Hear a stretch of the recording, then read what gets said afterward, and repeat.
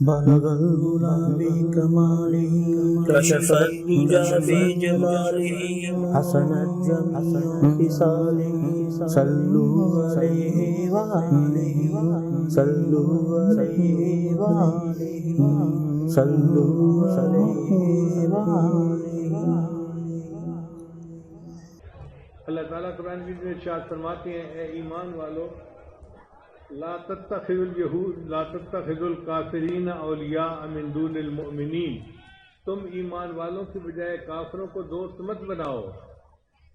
تو مومن کو چاہیے کہ کافروں کے ساتھ کاروباری تعلق تو رکھ سکتا ہے، شریعت اجازت دیتی ہے، لیکن دلی محبت صرف ایمان والوں کے ساتھ ہونی چاہیے، کافروں کے ساتھ دلی محبت کا تعلق نہیں ہونا چاہیے۔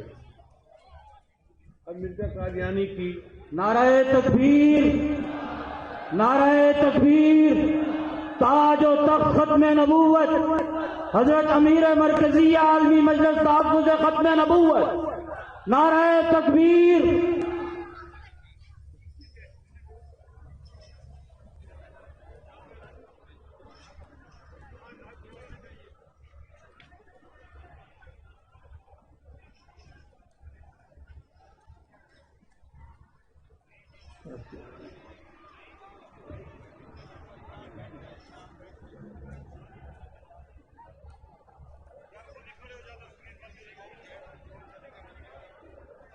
مرزا قادیانی کی یہ تحریر آپ ذرا غور سے سنیے گا۔ لکھتا ہے کہ یہ مسئلہ تحقیق شدہ ہے کہ دل کو دل سے راہ ہوتی ہے، اس لیے مجھے چاہیے کہ میں اپنی زبان سے اس بات کو ظاہر کروں کہ میں آپ سے دلی محبت کرتا ہوں۔ یہ ملکہ برطانیہ کو لکھ رہا ہے، اور میرے دل میں خاص طور پر آپ کی محبت اور عظمت ہے۔ جو کافروں کو اپنا دوست بناتا ہو، اس کے جھوٹے ہونے کے لیے اس سے بڑی اور کیا دلیل ہو سکتی ہے؟ یہ باتیں ہم اپنی طرف سے نہیں کر رہے، مرزا کی کتابوں کی تحریریں ہیں جو میں آپ کے سامنے پڑھ کے سنا رہا ہوں۔ چنانچہ ایک اشتہار میں مرزا نے لکھا، میں نے 20 کتابیں عربی، فارسی اور اردو میں اس غرض سے تالیف کی ہیں کہ اس گورنمنٹ محسنہ سے ہرگز جہاد درست نہیں، بلکہ سچے دل سے اطاعت کرنا ہر ایک مسلمان کا فرض ہے۔ دیکھا انگریز کا مقصد پورا ہو گیا نا، کہ لوگوں کو حکومت برطانیہ کی اطاعت پہ تیار کرو اور جہاد کو حرام قرار دو۔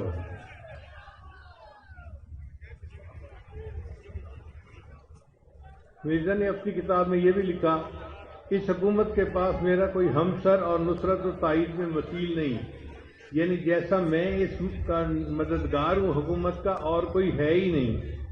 میرا وجود انگریزی حکومت کے لیے ایک قلعہ، ایک حصار اور تعویذ کی مانند ہے۔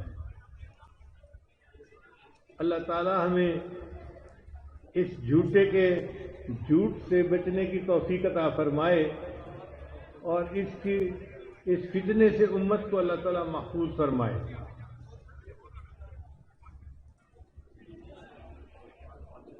اب دوسرا پوائنٹ میں نے آپ کو بتایا تھا کہ اسلامی احکام کی شکل کو مسخ کرنا۔ ذرا غور کیجئے گا، توجہ سے بات سنیے گا۔ مرزا قادیانی نے لکھا، اسلام کے 2 حصے ہیں، اسلام کے 2 حصے ہیں، ایک اللہ تعالیٰ کی اطاعت کرنا اور دوسرا حکومت برطانیہ کی اطاعت کرنا۔ یہ بہت عام فہم سی بات ہے، آپ بھی سمجھتے ہوں گے کہ یہ کیسی بات اس نے کر دی کہ اسلام کے 2 حصے ہیں، ایک اللہ تعالیٰ کی اطاعت کرنا اور دوسرا حکومت برطانیہ کی اطاعت کرنا۔ قرآن مجید کے بارے میں مرزا قادیانی نے لکھا کہ قرآن شریف اللہ کی کتاب ہے اور میرے منہ کی باتیں ہیں۔ یعنی اس خبیث نے تو یہ دعویٰ کیا کہ قرآن مجید گویا میرے اوپر اترا اور میں نے آگے جو ہے اس کو بیان کیا ہے۔ وحی کے بارے میں لکھتا ہے، جو کچھ میں اللہ کی وحی سے سنتا ہوں، خدا کی قسم اسے ہر قسم کی خطا سے پاک سمجھتا ہوں۔ قرآن کی طرح میری وحی خطاؤں سے پاک ہے، یہ میرا ایمان ہے۔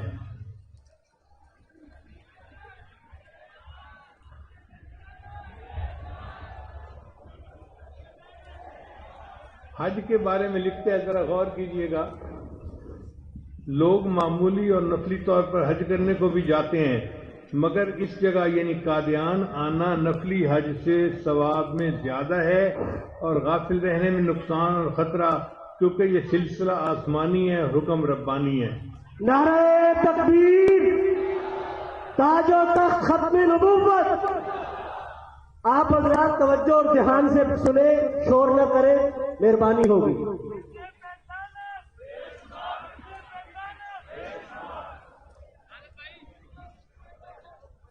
ایک اور بات سنیے، ہر ایک شخص جو میری بیعت کرتا ہے اور مجھ کو مسیح موعود جانتا ہے، اسی روز سے اس کو یہ عقیدہ رکھنا پڑتا ہے کہ اس زمانے میں جہاد قطعاً حرام ہے۔ یہ مرزا قادیانی لکھ رہا ہے۔ تو گویا حکومت برطانیہ کے تینوں مقاصد پورے ہو گئے۔ ایک نے اس نے حکومت برطانیہ کی اطاعت پر لوگوں کو برانگیختہ کیا، دوسرا اس نے جہاد کو حرام قرار دیا، اور تیسرا اسلام کے عقائد کی شکل کو مسخ کیا۔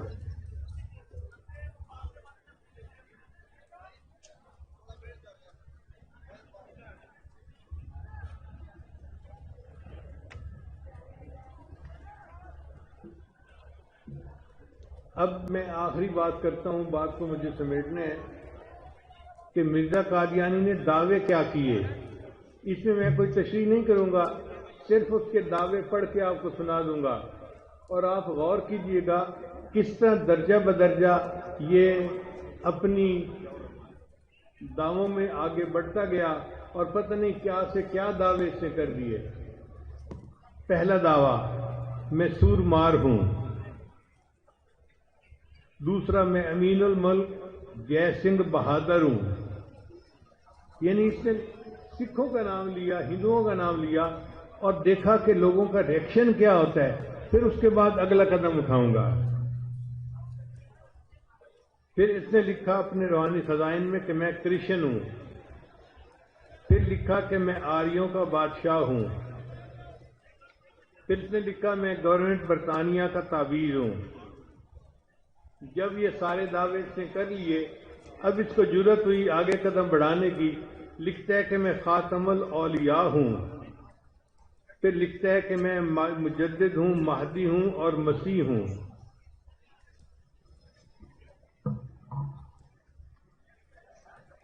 پھر اس کے بعد لکھتا ہے کہ میں حجر اسود ہوں۔ پھر لکھتا ہے کہ میں بیت اللہ ہوں۔ پھر 10واں دعویٰ اس نے کیا میں قرآن مجید ہوں۔ پھر 11واں دعویٰ کیا میں میکائیل ہوں۔ پھر کہتا ہے کہ میں زندہ علی ہوں۔ پھر لکھتا ہے میں مدینۃ العلم ہوں۔ پھر لکھتا ہے میں ابن مریم ہوں۔ پھر اس کے بعد دعویٰ کیا میں ابن مریم سے افضل ہوں۔ اس کے بعد اس نے کہا میں رسول بھی ہوں اور نبی بھی ہوں۔ پھر اس کے بعد کہتے ہیں میں تمام انبیاء کا مجموعہ ہوں۔ اور پھر 17ویں بات، نعرہ تکبیر، تاج و تخت ختم نبوت، عالمی مجلس تحفظ ختم نبوت۔ اور پھر آخری بات لکھتا ہے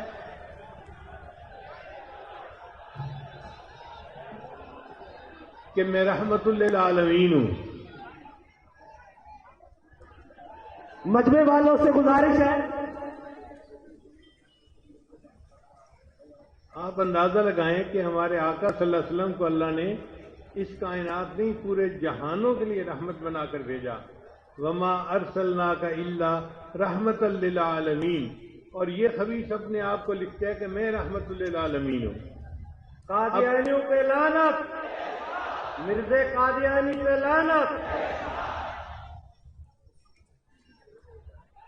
بھئی حضرت نے یہ نعرہ لگایا ہے تو آپ حضرات جتنی آپ کو نبی علیہ السلام سے محبت ہے اتنے زور کے ساتھ اس کا جواب دیں۔ مرزا قادیانی پہ لعنت، قادیانیوں پہ لعنت، قادیانیت پہ لعنت۔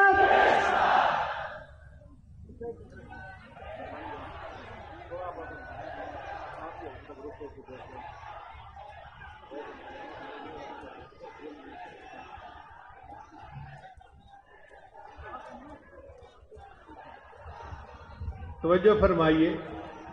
پھر اگلا دعویٰ یہ کرتا ہے میں عرش خدا ہوں. پھر ایک دعویٰ کرتا ہے میں خدا کی بیوی ہوں. پھر دعویٰ کرتا ہے میں زندہ کرنے والا اور مارنے والا ہوں. پھر دعویٰ کرتا ہے میں مالک کن فیکون ہوں. پھر 22واں دعویٰ یہ کرتا ہے کہ میں نطفہ خدا ہوں. اور 23واں دعویٰ یہ کرتا ہے کہ میں خود خدا ہوں. اور 24واں دعویٰ اس کا سنیے، وہ لکھتا ہے کہ میں گویا خدا کا باپ ہوں.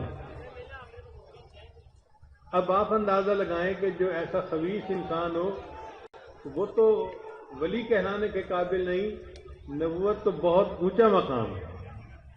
اس لیے یہ انگریز کا لگایا ہوا پودا ایک فتنہ ہے. اور اللہ تعالی ہمیں اور ہمارے باقی سب مسلمانوں کو، پاکستانیوں کو اس فتنے سے بچنے کی توفیق عطا فرمائے. لکھتے ہیں کہ مجھے مختلف زبانوں میں وحی آتی تھی. ایک دفعہ مجھے خیال آیا زمانے طالب علمی میں کہ میں اس کی کتاب پڑھوں تو صحیح کہ اس پر وحی آتی کیا تھی. اردو میں بھی وحی آئی، پنجابی میں بھی آئی، پشتو میں بھی آئی، سنسکرت میں بھی آئی، انگریزی میں بھی آئی. اور لکھتا ہے ایک ایسی زبان میں وحی آئی جس کو میں بھی نہیں سمجھتا. کتنی مزہ خیز بات ہے بھئی. اگر آپ ہی وحی کو نہیں سمجھتے تو اپنی امت کو کیا سمجھاؤ گے؟ تو میں نے انگریزی کی اس کی وحی پڑھی. اس میں ایک وحی اس پر اتری، گو ٹو ضلع پشاور. کم وقت تو یہ پتہ نہیں تھا کہ ضلع کو انگریزی میں ڈسٹرکٹ کہتے ہیں، اس کو ضلع کا ہی پتہ تھا. تو کہتے ہیں کہ وحی اتری گو ٹو ضلع پشاور. چنانچہ اس زمانے میں علماء نے اس کا خوب تعاقب کیا، جن میں حضرت مولانا ثناء اللہ امرتسری رحمۃ اللہ علیہ اور باقی کئی حضرات تھے. ایک مرتبہ اس وقت کی جو شبان ختم نبوت تھی، ایک نوجوان لاٹھی لے کے مرزے کے دروازے پر پہنچ گیا. اس کو دل کے اندر بڑا درد تھا کہ اس نے ہمارے آقا صلی اللہ علیہ وسلم کی ختم نبوت پہ یہ نقب کیوں لگا ہے. چنانچہ اس نے کنڈی کھٹکھٹائی، دروازہ کھٹکایا. بیوی نے آ کے کہا کہ ایک لڑکا اتنا ہنگامہ کر رہا ہے اور باہر لوگ جمع ہو گئے ہیں محلے والے، آپ باہر نکلیں اور ان سے جا کر بات کریں. کہتے ہیں میں باہر نہیں نکل سکتا. بیوی نے پوچھا کیوں؟ کہنے لگا ابھی ابھی میرے اوپر وحی اتری آئی ہے، یا ایھا النبی اندر ہی رہیو. اب آپ بتائیں کہ یہ ایک جھوٹا نہیں نبی نہیں تھا تو اور کیا تھا؟ اللہ تعالیٰ ہمیں اس کے دجل اور فریب سے بچنے کی توفیق عطا فرمائے، اور اللہ تعالیٰ ختم نبوت کے اس اتنے بڑے اجتماع کو شرف قبولیت عطا فرمائے اور قیامت کے دن اس کو ہمارے لیے بخشش کا ذریعہ بنائے. وآخر دعوانا ان الحمد للہ رب العالمین.